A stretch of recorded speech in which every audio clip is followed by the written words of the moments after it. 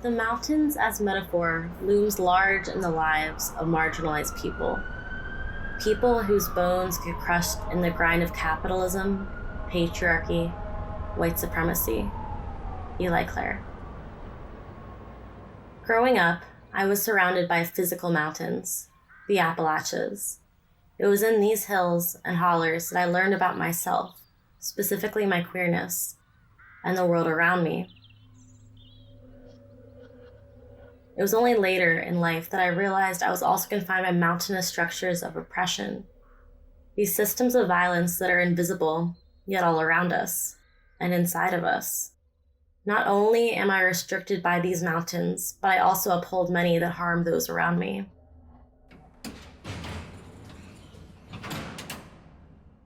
These concepts, biopower and biopolitics, were coined by Michel Foucault, a French philosopher. Biopower operates at the level of the entire populace and at the level of the individual. It circulates within institutions and across individuals' self-cultivations. It acts upon the individual in such a way that discipline is inherently internalized. This is integral to the creation of capitalism, and the bodily comportment biopolitics is essential for the ends of state security and capital accumulation. Biopolitics, the style of government that regulates populations through biopower. Foucault argued that power, discipline, and punishment was not only created and sustained by the state, but also is invariably entangled within the individual. Because power is embodied within each of us, we cannot be removed from these systemic structures. For example, as a white person, I not only maintain structures of white supremacy, but these structures are predicated upon my whiteness itself.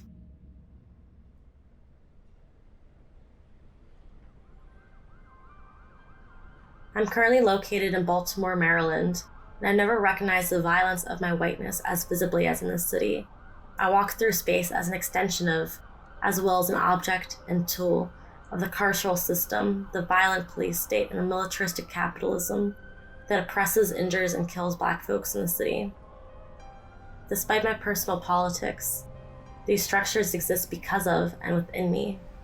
The privilege and power of my whiteness and all the capital and prestige it creates for me is built upon centuries of colonial violence. Baltimore has been the site of multiple uprisings against these systems of violence. Hands up, don't shoot. 2015, Freddie Gray, shut it down. 2020, justice for George Floyd, Black Lives Matter.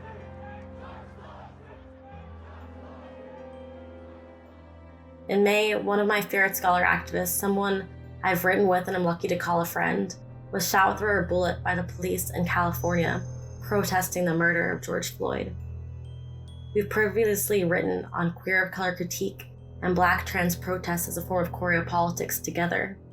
They were targeted and shot by the police state that I have the privilege of criticizing and writing with them about, while also remaining untouched by it. The police state that shot them protects my whiteness and is sustained by it. Foucault contends that biopower was indispensable in the creation of the neoliberal capitalist system. He has argued that capitalism would not have been possible without the controlled insertions of bodies into the machinery of production. Institutions of power insert themselves into the bodies of individuals to ensure the maintenance of the societal structure itself. Biopower is an automatic, effective, and technique of the perfection of power that uses the individual and the mechanism of the machine of violence.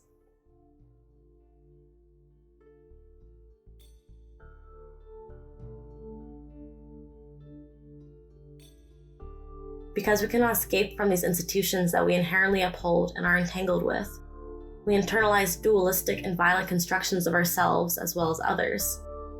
Mad, sane, dangerous, harmless, normal, abnormal. This binary way of thinking is integral to how we engage with the world around us. This is called a schema.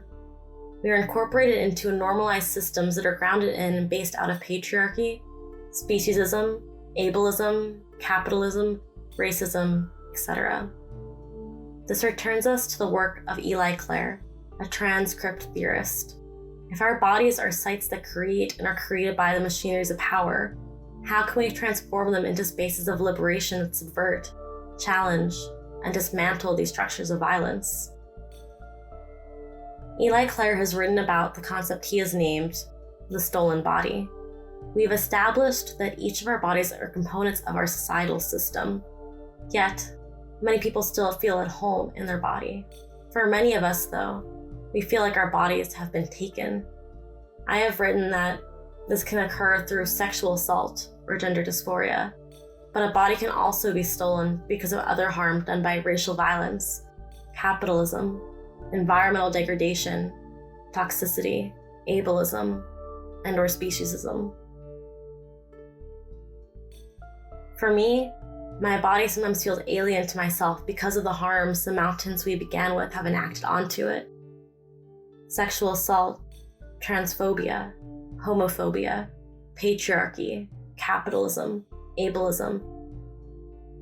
These mountains have carved themselves into me, warped and affected who I am so thoroughly that sometimes I don't recognize the caverns and canyons that have been etched into me. However, Clare has written that the stolen body can be reclaimed.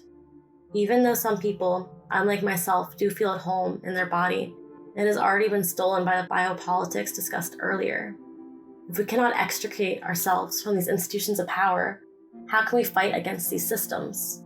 Clare contends that the answer is also to be found within ourselves by entering our bodies as liberation, joy, fury, hope, a will to refigure the world. To reclaim our bodies, we must dedicate ourselves to fighting against the systems that we not only uphold, but that we gain from. To dismantle structures of violence and domination, we must recognize that all isms, racism, speciesism, capitalism, etc., are all enforcing each other.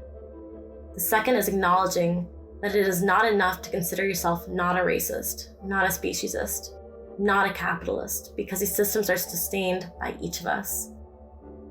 Question the narratives you have learned. Why do you think that way? Have you internalized the discourse of domination? Unravel the cognitive dissonance that you are bound by. As the mountains shape me, I also have the power to shape them. Paulo Freire, a Brazilian educator and philosopher, asked us in Pedagogy of the Oppressed to critically recognize the causes of oppression.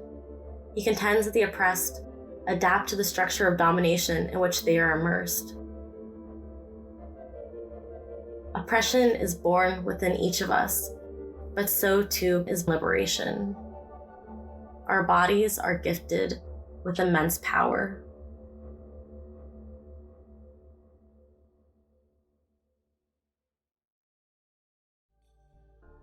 Hi everyone! We're glad to announce our new series with invited essays and stories. This is the first video in which we had the honor of collaborating with Zane McNeill. They are a scholar activist whose work we admire a lot and whose co-edited book Queer and Trans Voices, Achieving Liberation Through Consistent Anti-Oppression was transformative for us. So we'll put up some links in the description on following more of their work and also a link to our page if you also want to collaborate with us.